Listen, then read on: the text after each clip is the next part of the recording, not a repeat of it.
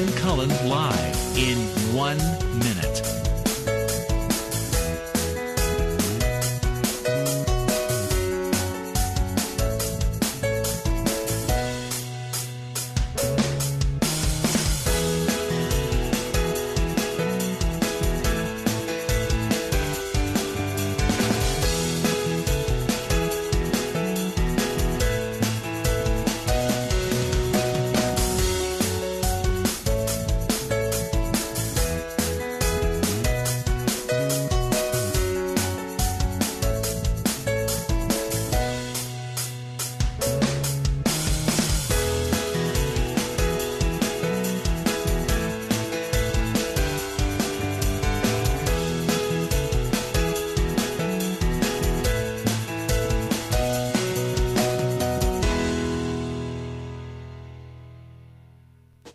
Welcome to Lynn Cullen Live at pghcitypaper.com. Email your questions and comments to Lynn at pghcitypaper.com.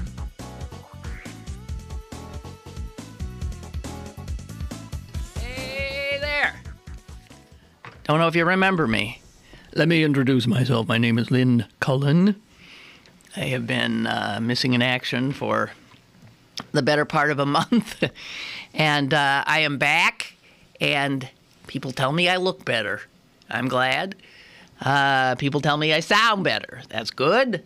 I do have a little more energy. I'm still under the care of some nervous docs who think I'm some kind of a... I don't know. I guess I'll donate my body when it finally gives out, because I'm so sick of doctors saying to me, it's a very unusual case. I'm always, when I broke my shoulder, the surgeon said, I've never seen anything like this. I'm not sure if I can fix it. At best, we'll do this, and blah, blah, blah, blah, but he'd never seen anything like it. And it turns out I just didn't have a normal appendectomy or appendicitis. No, that surgeon says, I've never seen anything like it. I'm so sick and tired of being odd. So, here I am, and barring any other unforeseen medical issues, here I shall remain. We'll just get back into the swing of things. This being a holiday week, though, I must tell you, we're only doing Monday, Tuesday, Wednesday. We're taking Turkey Day off, of course, and then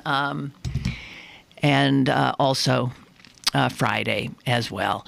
But after that, we should be just right back on schedule. Okay. I want to thank many of you for your kind inquiries about the state of my health and for your kind wishes for my speedy recovery. I do have to warn you, there's a slight chance that I'm still not quite right. Please, dear God, please. I've learned to not make promises about,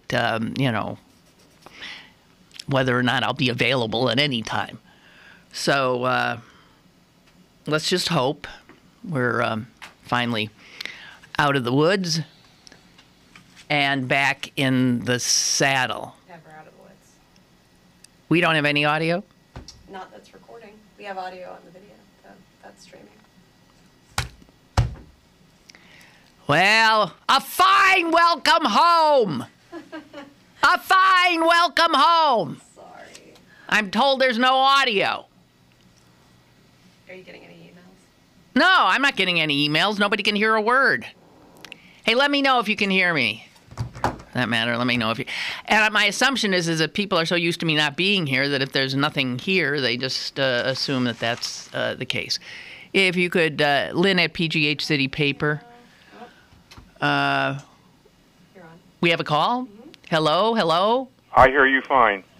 Good. Well, you're an oddball. How's that possible? I have you on video, and I hear you, and I see you, and it's a good picture, and it's a good sound, and welcome back. I missed you. Well, thank you. So on video, there is audio. Yes, there is. So people need to go to the PGH City Paper site to get on, right? And, yeah. Well, thank you so much. I'll check your audio only and see if you're coming up there also. Well, apparently we ain't. So that's the app. The app does not have, it ain't working. Wonderful. Hey, thanks so much. Good to know I got an audience of at least one. Well, welcome back. We Thank missed you. Thank you. Thank you. It's good to be back. True. Bye-bye. Bye-bye. Bye. Thanks. All right. So, whatever. We'll do what we can. We're trying to page somebody in a position to perhaps help us. Do you want to try, what's his name? Carlo? No. Yeah. Yeah. Okay. Here we go. Well, there's a lot of news, guys. Stuff has happened. I was so happy most of the time not to have to be here talking about most of what was going on in the world because it's just so horrific. And one of the great pleasures of becoming incapacitated as I was and being told to simply stay in bed and not do anything is that I did not have the energy to read. And so I couldn't stay up to speed on news, and that is something I have never been as out of it on news as I was in the last month. Are we okay now? I believe so. Hello there. If you are just hearing my voice, we had a little glitch or two at the top of the show. I hope you're there, and welcome back. I mean, I said to me, and welcome back to you, or whatever. At any rate. So, I mean, like, I didn't even know the president had gone to Asia. I mean, I didn't know anything. And that was, I mean, in terms of, like, reacquainting myself with a measure of good health, that was, I think, an important thing. So I'm now trying to get back into caring about the news because there's part of me that, frankly, totally enjoyed not having to be on top of it because it's just so generally unpleasant. Let's put it that way. And that word, of course, does not rise to the level that I intend. So I think we're okay now, video, audio, and all of that. I want to tell you that because the show must go on, if it's a stage show, I did get managed with the help of my mother and my sister who'd flown in to sort of nurse me. I did manage to store up enough energy to get on stage at the theater, the Cabaret Theater downtown a week ago and do my one-woman show. And I must say that was the nicest audience in the history of the universe. I mean, I felt so much energy coming from the audience that it saved me. It just pulled me up and gave me the energy I wanted. That's really the way it is supposed to work in performance. It's what makes doing a radio show difficult.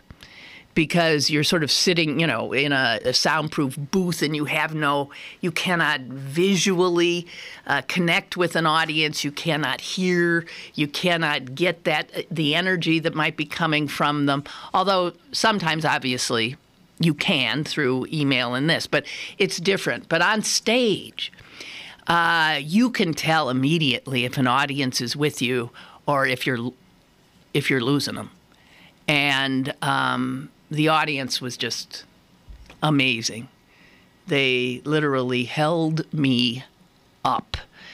Reviews were generally over the top, and there is some talk of doing the show again. We'll see. There also may be an opportunity to buy or see on the internet the show. It was taped, photographed, and has already been edited into a whole. And it pretty well, a few people have seen that and have enjoyed the show that way too. So we just got to figure out how to put it out there. But for those of you who weren't able to attend, there may still be a way for you to enjoy the show. And I have to tell you, here's the funny part. The show was supposed to be an hour long, but because I was so ill all the way heading up to it, I never had the energy to rehearse it, to essentially even just lying in bed to talk it to a pretend audience so that I could get a real time. But I let everybody know that I thought it would be about an hour, maybe a little bit more. It was over 2 hours.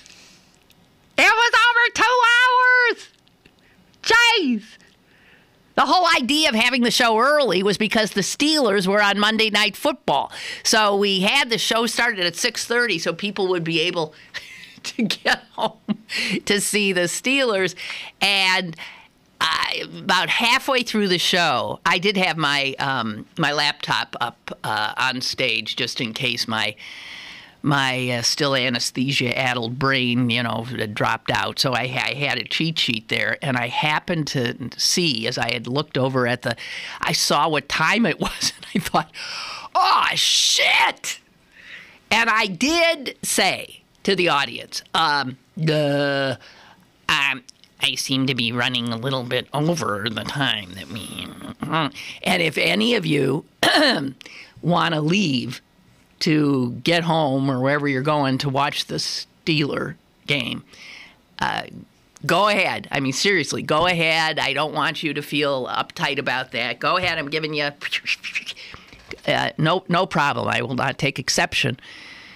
And then, of course, I couldn't help but add, if your idea of a good time is watching a bunch of rapists and spousal abusers, knock each other silly, really, who am I to judge? Go right ahead. Nobody left that I'm aware of. Okay, everybody says, I can hear you, I can hear you, I can hear you, I can hear you, I can hear you, I can hear you, and I can hear you too. So we're back. Sorry about the, but one of these doesn't say that. One says volume. App is very low volume. Welcome back. Thanks, Ray. Huh?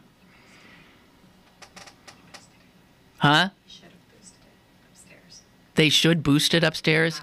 They have? They're trying to boost it. So maybe let me know if it gets any higher. So anyway, here I am. Listen, now you see me, now you don't. I mean, I really do feel, I have never had such an unintended absence from any job. There have been times in my life when I've taken a bit of a sabbatical because I simply was going to lose my mind if I didn't.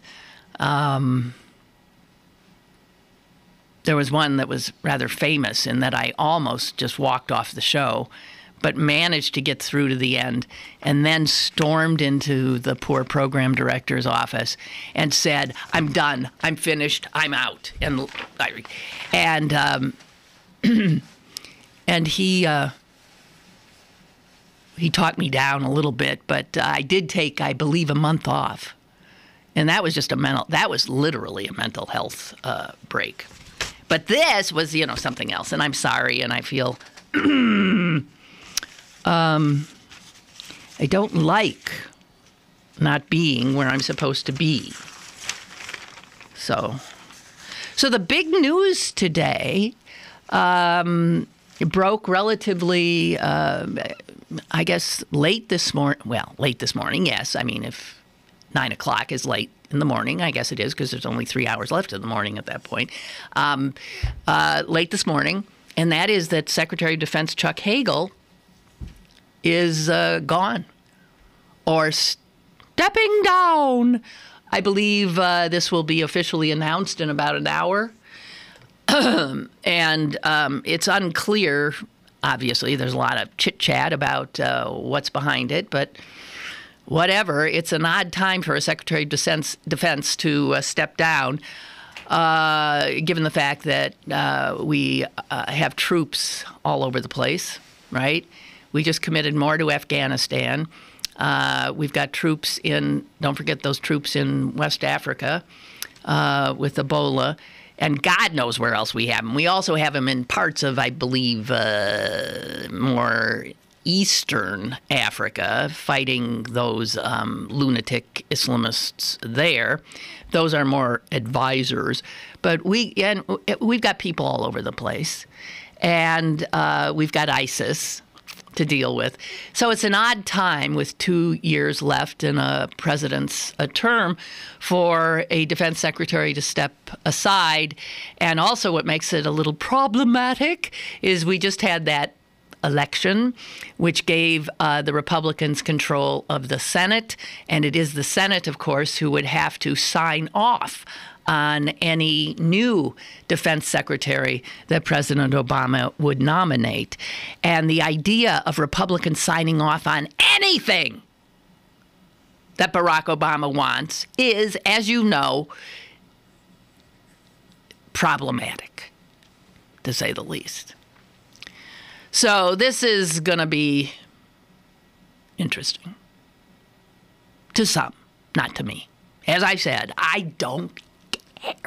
Somehow things go on. And anyway, Hagel stays on until they find a replacement, which should be in about 2 years, which means he'll end up serving out his term anyway. I don't know, because nothing gets done.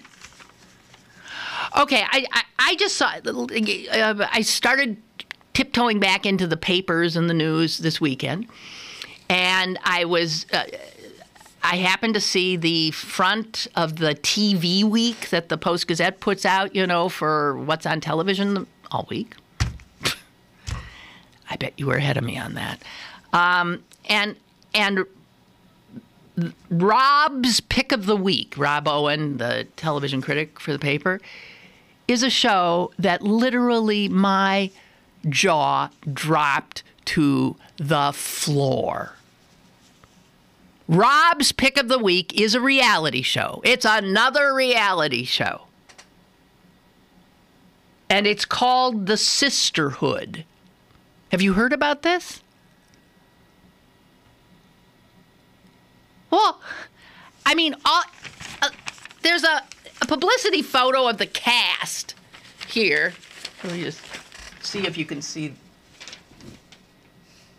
See, as usual, it's it's a bunch of good-looking babes. It's a bunch of good-looking babes. And two of them have sort of sultry looks on their faces. Let me read to you what The Sisterhood is about. A docu-series follows 5 women as they contemplate taking religious vows to become Catholic nuns.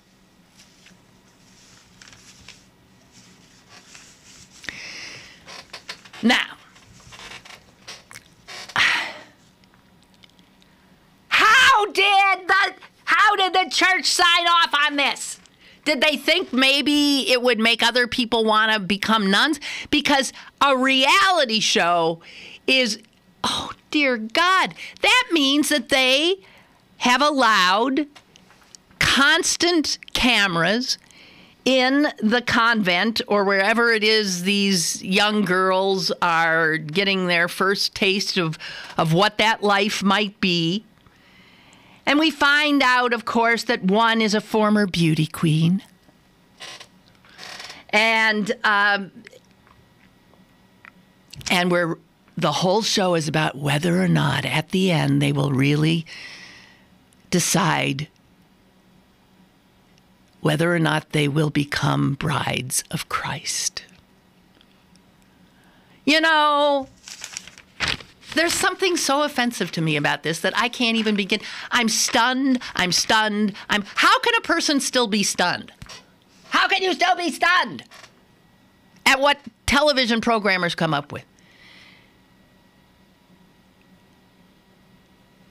A convent! What? You know how these shows work. They'll edit things so that there's more turmoil and more, trouble. And good God.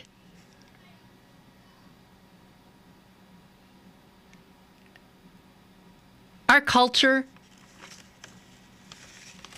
our popular culture, there's a lot of wondrous things happening on the fringes. Our popular culture is just polluted. It is. Oh, Ray writes back that they did up the audio. Actually, his subject line was "ouch." Fixing the problem all at one time may have ruptured my eardrum, he says. Well, don't think you're going to sue us because we don't have a penny. Jeez. Oh, man. All right. I was delighted that Tom Sokolowski could come in my absence and at least hold down the fort for one day a week. And I did hear 2 of the 3 shows he did and found them very, very interesting and compelling. So looks like I got me a sub if we ever need one. If Tom doesn't mind being a substitute, he stands on his own. Heaven knows.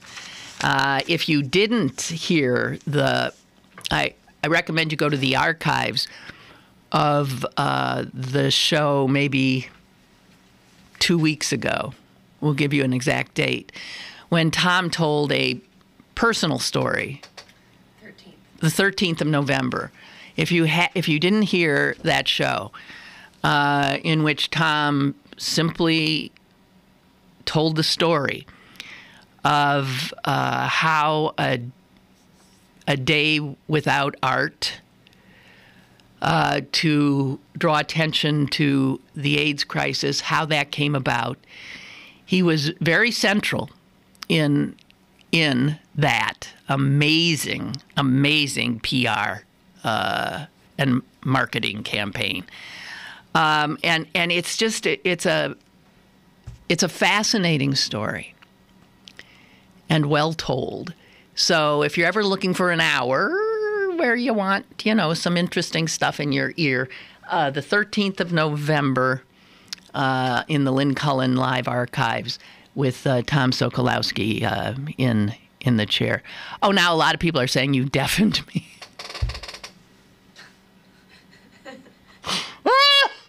Oh, shit. It's great to be back.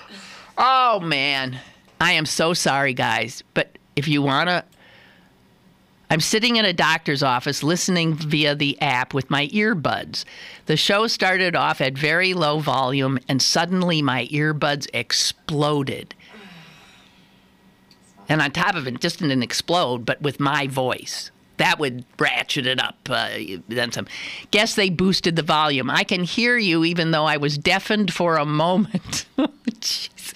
You're not the only one, Gigi. I hope you're not sitting in a doctor's office for any horrible reason. God.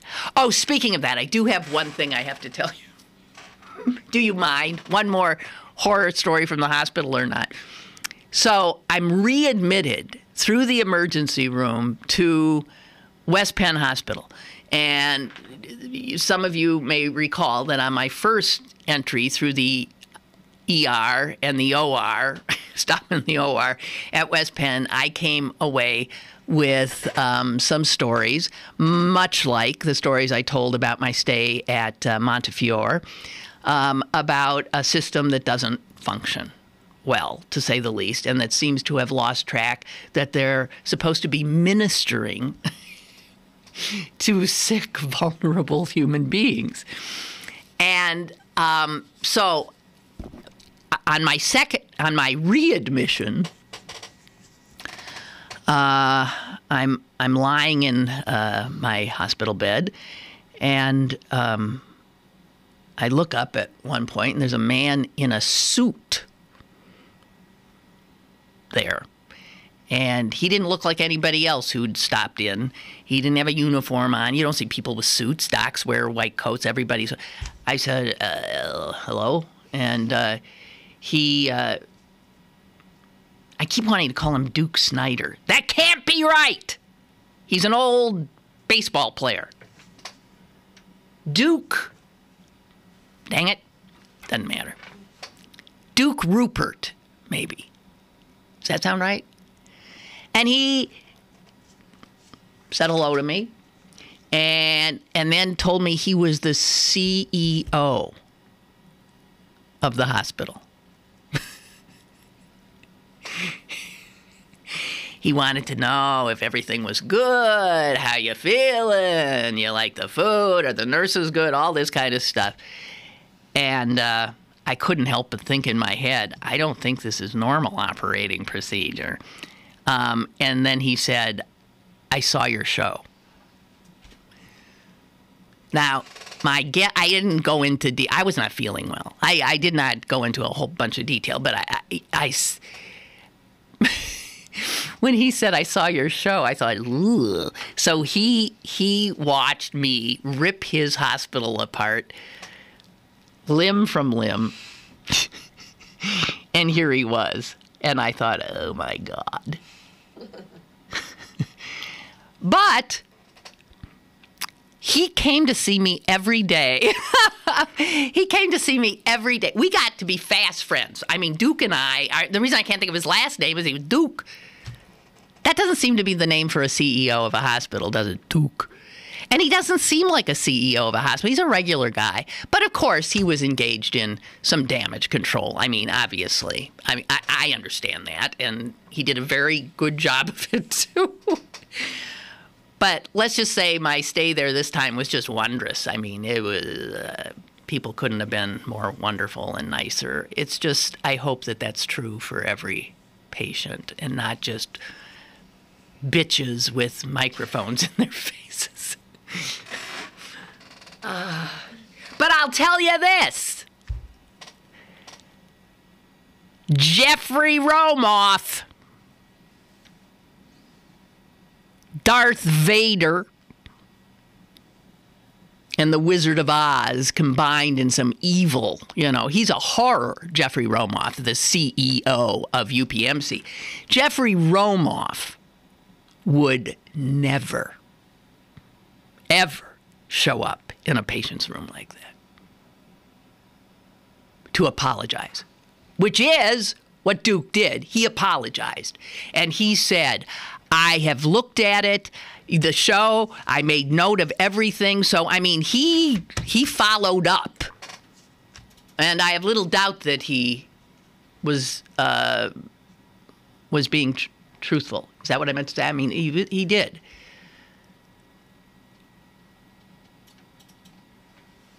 And then even my surgeon said, I saw your show. But I credit that guy, my surgeon, for saving my life. Because he didn't listen to the machines. He refused to believe what the CAT scan was telling him. I don't think a lot of doctors do that anymore. It was only, in his words, on a hunch that he brought me into the operating room. And if he hadn't, I have been told by more than one doctor I could have died. Doesn't make you feel safe, does it? We put all this trust in, the CAT scan said, the sonogram said, showed, blah, blah, the testing did this, and that's, I don't know. So anyway, I got a new friend, Duke, over at West Penn. And there was something else I wanted to tell you, though. So on my way out, when I'm discharged again, They have you in a wheelchair, and there was one of those orderly people who'd come up with the chair, and she was wheeling me down. And we stopped at an elevator, and there was a welcome to the hospital letter near the elevator, and signed by Duke, and there was his picture. And I had a friend accompany me. I said, "Look, there's Duke, my friend. That's Duke." And, she looked a little bit. And the orderly said, "Do you know Duke?" And I said, "Yeah, I do. Do you?" She said, "Oh, isn't he the nicest man? He talks. The orderly in the hospital called him Duke and said that he talks to her, says hello." The people who work there think of him as an approachable, good guy. Do you think the orderlies at UPMC have ever been greeted or even deigned to be looked at by Jeffrey Romoff? No. And just speaking of that, and I don't want to get into it, the UPMC Harmonic thing, but this is as unconscionable, horrific a thing as it now plays out in its final hours. In the last few days, I have had two people that I know. One say he's scared because he's not getting access to the docs he wants. So he said, I dropped my cut and I went over to UPMC. And I said, "You idiot!" I wanted to kill him.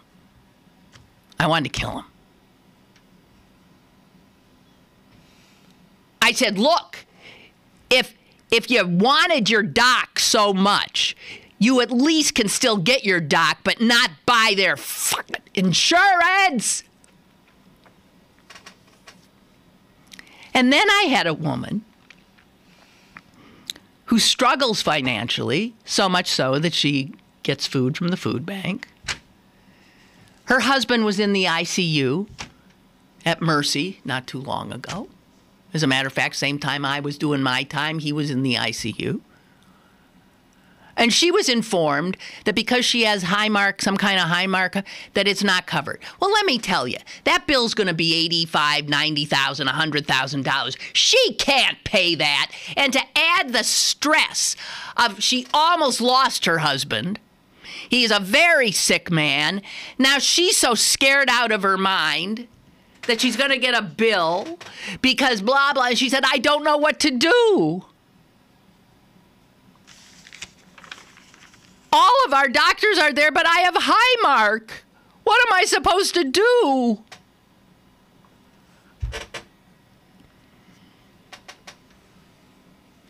And you can take that fear. It's like beating up on old people. Every time I see that full-page ad of the many full-page ads that UPMC is putting in, but the one with the hospitals listed and then a red mark through it. And then the listing of all these doctors' names they did. If that's your doc, say goodbye. That this is not illegal is mind-blowing to me. That it is immoral and unethical is obvious. Unconscionable, we can add. Caller, go ahead, please. Hello? Hello, Lynn? Yes, hi. I just put your show on, and I heard something about, Highmark versus UPMC. And I'm a senior citizen, and I read, I'm pretty sure of this, that UPMC is taking the people on Medicare, regardless of what insurance they have. My guess was, well, there's so many of Medicare people, they're not losing out on that. But don't quote me on that. I thought I read it somewhere, and... you know what? I don't quote you and don't quote me, because I got to tell you, this is so confusing to absolutely everybody. There's a letter to the editor in the Post-Gazette today from some guy who doesn't have Highmark insurance, but was just informed that UPMC won't let him see his doctors, and he doesn't even have Highmark. It depends. They are screwing over more people than you can imagine. This woman I'm telling you about is definitely on Medicare. Yeah, well, that's what... She's an elderly woman, and she was told they wouldn't accept her insurance. Now, I don't think it's the Medicare, but it's the supplemental. And without the supplemental insurance... Well, yeah, the supplemental. Well, right. So apparently she didn't have the right supplemental. That must have... because of the Medicare people, that Medicare, they're accepting him because there's so many people on Medicare, but maybe not. I probably read this 2 years ago when I went on Medicare. Yeah, well, but I don't know. It's an outrage. It is. Oh, I know. It is an outrage. Thank you. I appreciate. I appreciate your attempt to. Okay, well, try. But I don't know. A little bit or something. I don't know. I don't know. But the fact that, thank you. The fact that, people who are trying to even pay attention to this don't know. Don't understand it.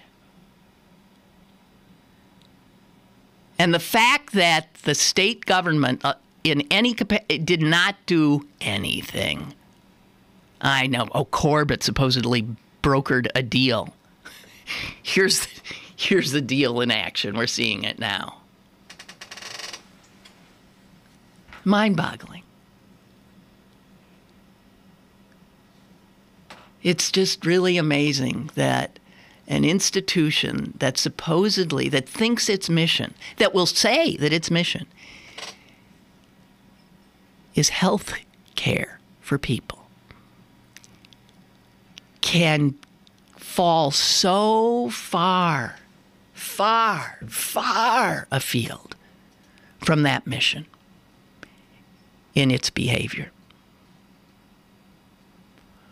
That instead of mollifying and ministering and nurturing and caring for the ill, the needy, it terrorizes them. Wow. And all the powers that be are helpless. It's amazing. All right, I'll shut up. Oh, I found this.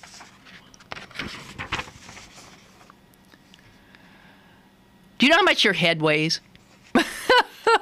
It's sort of hard to just lay your head on a scale. An average head weighs 10 to 12 pounds.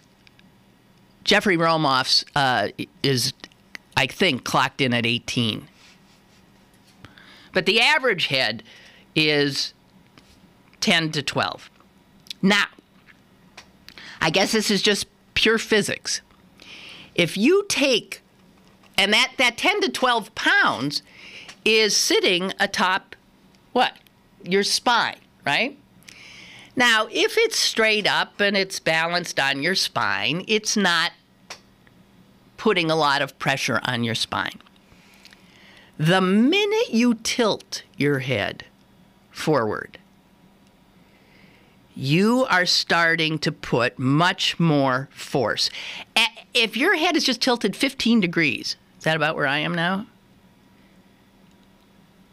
The forces on the neck go up to 27 pounds. All of a sudden, your head is like 27 pounds.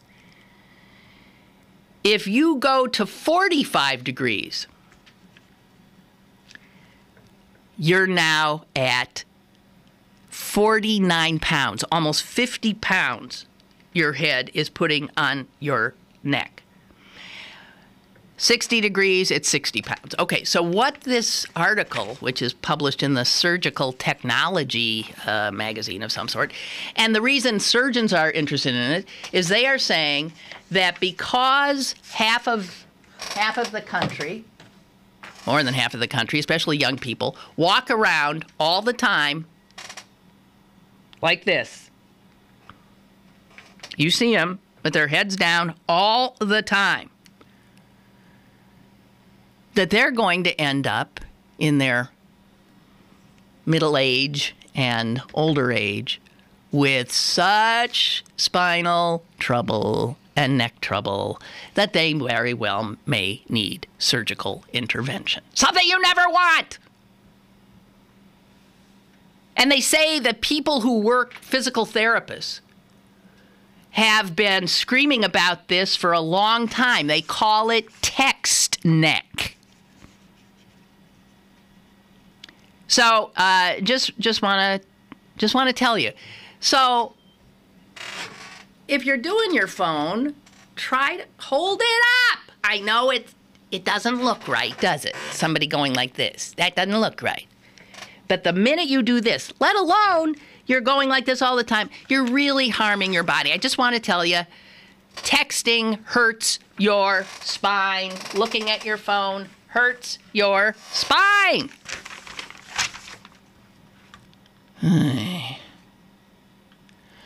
David writes, Hagel isn't stepping down, he was fired. No, I agree. I think that's quite clear. You're saying Hagel was a Republican? Was he a Republican? I think he was just a blue dog Democrat. Was Hagel a Republican? No. He was a senator from one of those rectangular states. What? Huh? Nebraska. Wasn't he a Democrat? Celine's looking. But I have never been impressed by him myself, so I'm not gnashing my teeth at his going away. He just struck me as not very impressive. He's a good-looking guy, but he ain't impressive. I remember his when he went before. He was a Republican. Sorry, David. I defer. All right. He was a Republican. And that's why David said Republicans suck at everything. Anyway. Yeah, he was a Republican. So anyway, he just didn't impress me. I mean, there he is being questioned by his colleagues in the Senate. He was expected to be, I'm sure, one of the reasons that Obama picked him. Now Joe is saying no sound today. Joe! You're behind things. I don't know what to tell you. He just fumbled through his nomination here, those hearings. He just fumbled through them. I remember being embarrassed for him, thinking, "Geez, guy, you just don't even seem like you're ready for prime time here, buddy boy." We got a call. Hello. Hi. Hello. Hi, Lynn. Yeah. Hello, Lynn. Hi, this is Bree in Dubai. Hi, Bree. I'm glad to hear that you're on. I tuned in on my iPad, and you are there. I'm here. The last couple of weeks it seemed that, I don't know, didn't seem like you were on. I wondered what was going on. Well, I've been ill, and today's my first day back. I've really not been here much for a month, pretty much. Okay. But I think I'm back now. Okay, good. Well, I just got back to Dubai from Pittsburgh. Unfortunately, my father passed away, and I had to come back. I'm sorry. For that, and it got me thinking. That you were also ill, and we need you, Lynn. And it's just, life is fragile. I just wanted to say, I know I speak for many, that we appreciate when you are there. You are a lifeline for me to Pittsburgh. I think there's a mini community around your show, and I want to have the opportunity to tell you that I appreciate it. Oh. And I hope that you'll be there. Thank you so much. That means the world to me. And I'll try to take better care of myself. Okay. I will. Okay. All right. Bye. Thanks, Lynn. Gosh, Okay, Dubai. Dubai. Bree started listening to me when he was a student at Syracuse, and he used to call my radio show from Syracuse, and that has to be over 20 years ago now. And now he's all over the world, all the time. Wow. No, I know there is a community. It's quite clear there is, and it means the world to me. It really does. Is this old news, this Atlantic article about how millennials love Pittsburgh? Yeah, a little bit. But there was a follow-up to it. Someone in the Atlantic magazine had done a story about the fact that the American dream, upward mobility and being able to, live that old dream is pretty much impossible in almost every place in this country now because of the high cost of living or other factors. And a guy named Derek Thompson actually wrote a book or a piece, I guess, about it. And he said, using his whatever, affordability, social mobility, the kinds of things that for if you're a 20-something and you're just starting out, where you should be to have a shot at the American dream. He came up with 3 cities. 3! Pittsburgh was number 1. Salt Lake City was number 2. And San Jose was number 3. And he went on to say that in many, many places, especially in like the bigger cities that young people think are the hot places to be, that they just aren't going to be able to get a toehold in them. So another Atlantic reporter who read his article had happened to be at some convention here in Pittsburgh in September. And she went about talking to young Pittsburghers about why they were here and what. And so this, from her article, she was trying to get a more personal sense of why 20 to 35, why these people now, these ones that we could never hang on to before, want to be in Pittsburgh. And let me just share some of the quotes from some of the people. This will drive Sokolowski nuts because he thinks that Pittsburgh is this town that is forever bragging about itself. But these are young people, many of whom are not from here, talking about why they chose to stay here. Quotes, "It's much easier to connect with people here than it is in other cities. In many ways, it's like a small village. It's easier than in other places to meet people who are interested in similar things, to get patched into networks that help you achieve your goals. If you're working on a project that helps the city maybe get better, people want to help you. People from all different sectors. I've even gotten top people in important positions. It seems like with everyone here, there's just one degree of separation. Here's a guy who lived in Denver, and he was also the executive editor of Boston Magazine, so he lived in Boston. He's now chosen to live here, and this is after he literally went on a tour of the United States with his wife.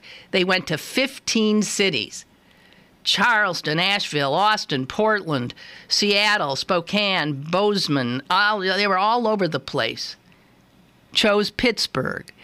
And first of all, he said, we had to leave Boston. It was too pricey, and it felt aloof. And what he says about Pittsburgh is this blew me away, clean. I don't agree with that. Clean, friendly, and full of a surprising amount of history. It was an East Coast city without the snobbery. I get that. And then goes on to talk about its openness, its friendliness, its quality of life, work opportunities, its wonderful classical musical scene, the arts. And he mentions the new mayor, who young people are very excited about, and the direction he's heading in. So on and on and on and on, but coming from people who chose to live here. Here's another one. There's a small town feel here. This is a small population living in an infrastructure created for many, many more people. Twice as many people. And that explains the affordability of space. This city used to have 600,000 people in it, right? Now there's just 300 and change. But that explains the affordability. And this guy also goes on to say you have an easy back and forth between a young creative class and more established corporate leaders. I'm amazed here at how you have crunchy young environmental leaders working hand in hand with philanthropists and people from both sides of the aisle politically.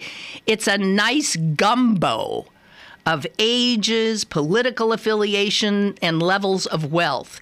It's strange. In some ways, there's this grand scale, but it's so easy to feel a part of it. It's the biggest little city in America. Just saying. And that's coming from young people, many of whom chose to live here. I, of course, was ahead of the curve. I chose to live here 30-some years ago when everyone else was running. I came in, I think when I came to Pittsburgh, it was the 12th largest television market in the country.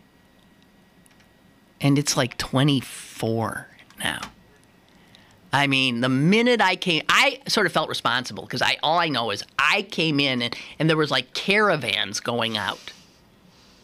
I also remember being excited because the Pirates had just won a World Series, and you had the extraordinary Pittsburgh Steelers of the 70s, and I thought, hell, man, wow, they got the best baseball team, they got the best football team. And I came here, both teams crashed and burned immediately. And half the population left. But it's good. We're doing okay, apparently. What else can I tell you?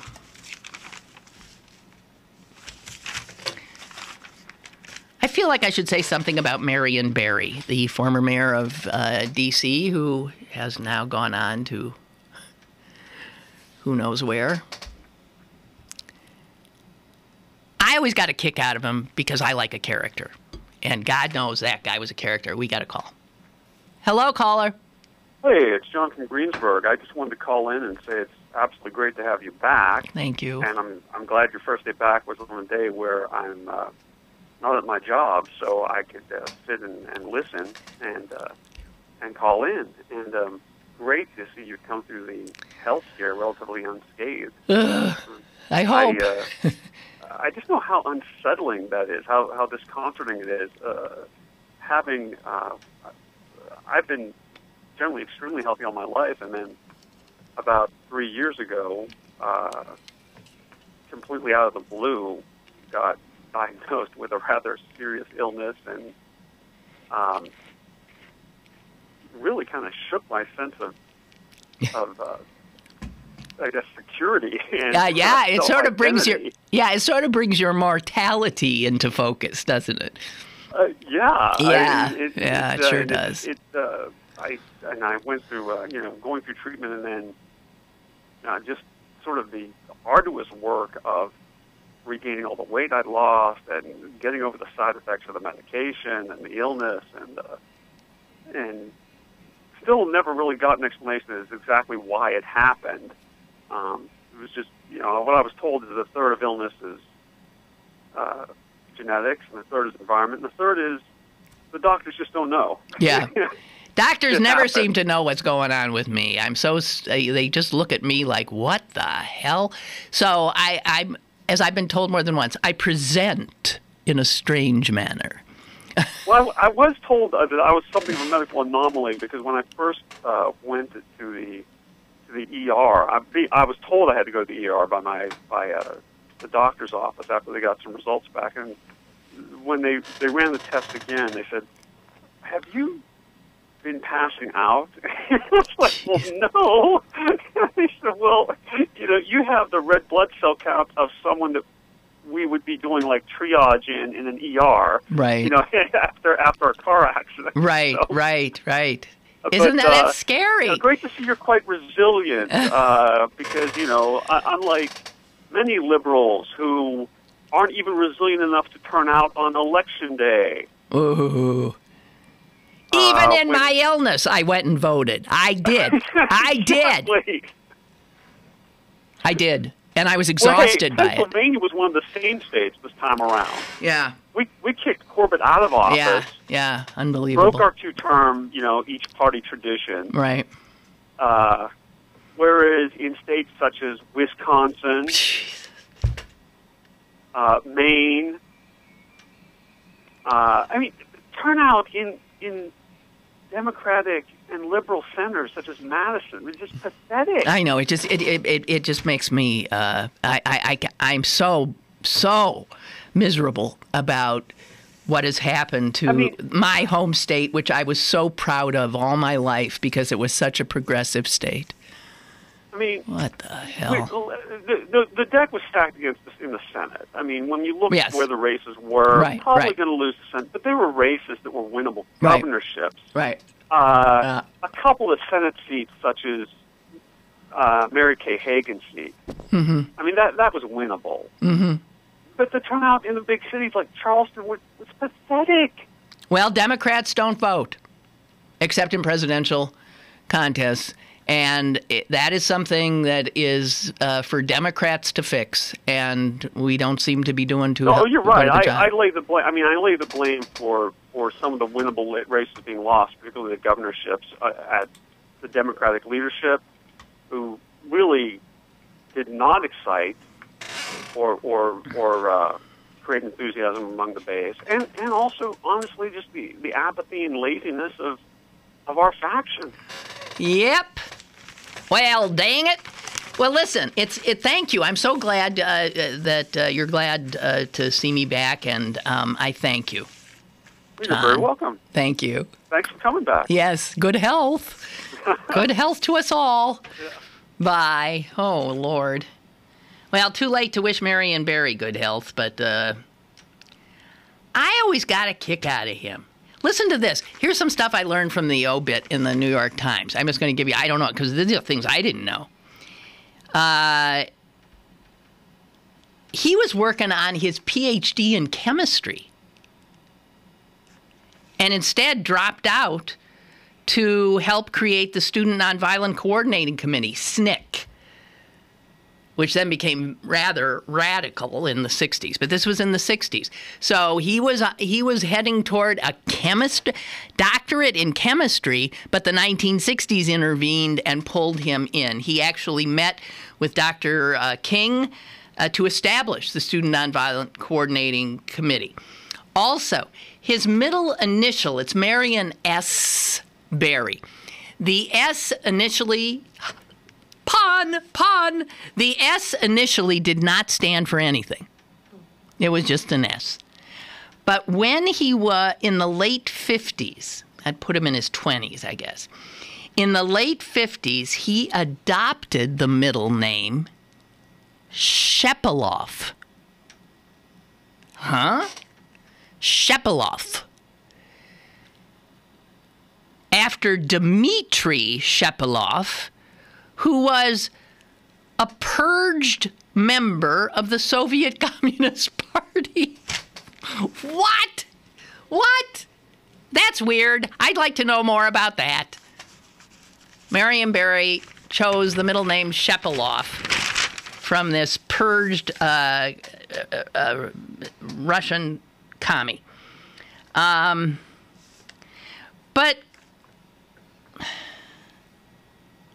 he called for a big D.C. drug summit in 1986 when he was like snorting coke and smoking pot and drinking up a storm. He was married 4 times. And one of his wives went to prison for embezzling money from his job training and anti-poverty organization. And as soon as she got out of jail, he found her another job in the city. A lot of people say he gave them their first job, but he was handing out jobs, and the city was actually going to hell in a handbasket. Quite a character.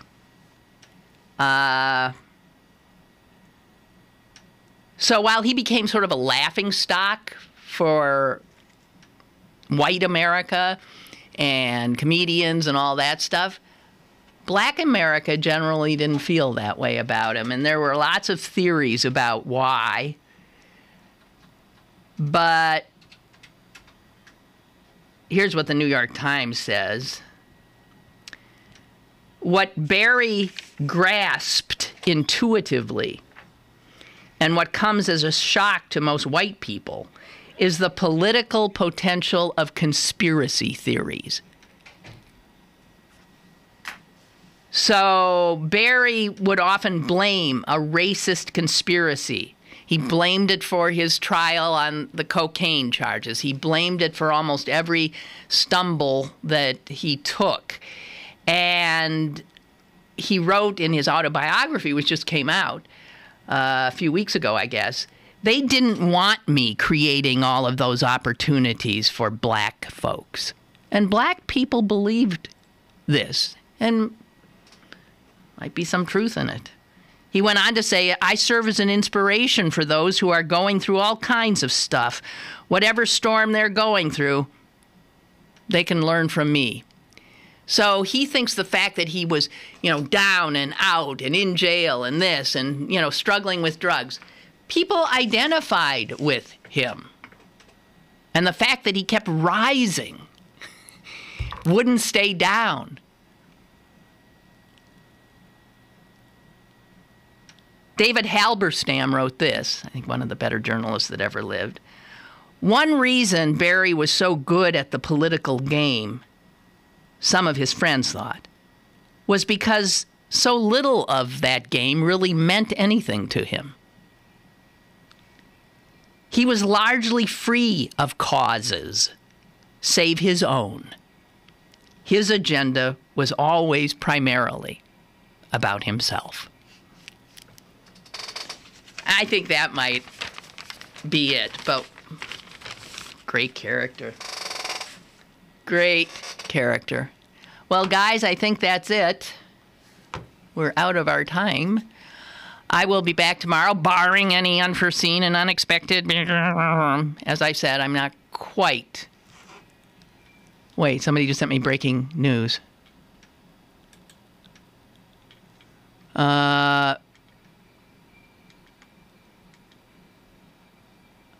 UPMC says there is no Highmark contract for Medicare Advantage. So all you folks with Medicare Advantage,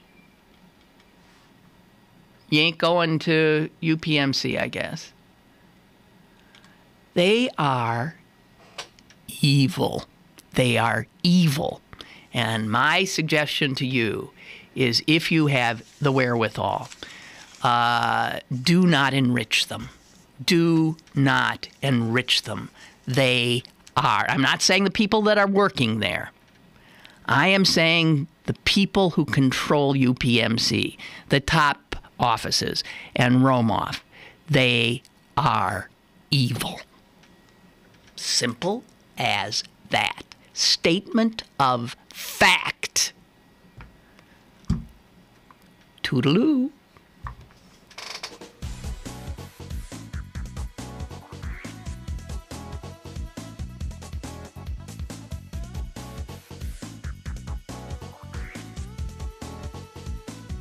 Lynn Cullen Live, Monday through Friday from 10 a.m. to 11 a.m. and archived at pghcitypaper.com. The opinions expressed on Lynn Cullen Live are those of the host and do not necessarily reflect the viewpoints of Pittsburgh City Paper, Steel City Media, and its advertisers.